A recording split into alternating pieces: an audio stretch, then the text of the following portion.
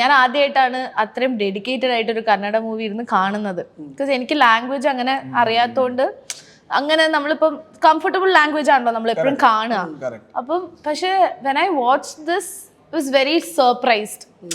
വാവ്, അത് എനിക്ക് ഒരു കന്നഡ മൂവിയിലൊക്കെ അപ്പുറം was very different from what I thought other films would have been. അല്ലെങ്കിൽ അങ്ങനെ കണ്ടിട്ടുള്ള സിനിമകൾ വെച്ച് നോക്കുമ്പോൾ ഭയങ്കര ഡിഫറെൻ്റ് ആയിരുന്നു. And I became a huge fan. അപ്പം വെൻ ജിഷോ ചേട്ടൻ ടോൾഡ് മീ രാജ് സർ ഇത് ഓക്കെ പറഞ്ഞു എന്ന് പറഞ്ഞപ്പോൾ ഭയങ്കര സന്തോഷമായിരുന്നു. എനിക്ക് ഭയങ്കര ഇഷ്ടമായിരുന്നു. പിന്നെ ഞാൻ നേരത്തെയും പറഞ്ഞു സർ ആദ്യമായിട്ട് ഞാൻ പൂജയ്ക്ക് എനിക്ക് പോകാൻ പറ്റില്ല. അപ്പം ഞാൻ പദ്മിനി ഷൂട്ട് ചെയ്യായിരുന്നു. അപ്പം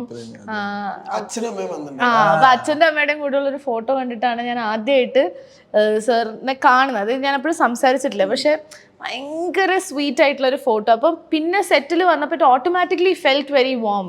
ഭയങ്കര കംഫർട്ടബിൾ ആയിരുന്നു. അപ്പം നമുക്കത് മൂവി ഫുൾ ഷൂട്ട് ചെയ്യാനും ഭയങ്കര അടിപൊളിയായിരുന്നു.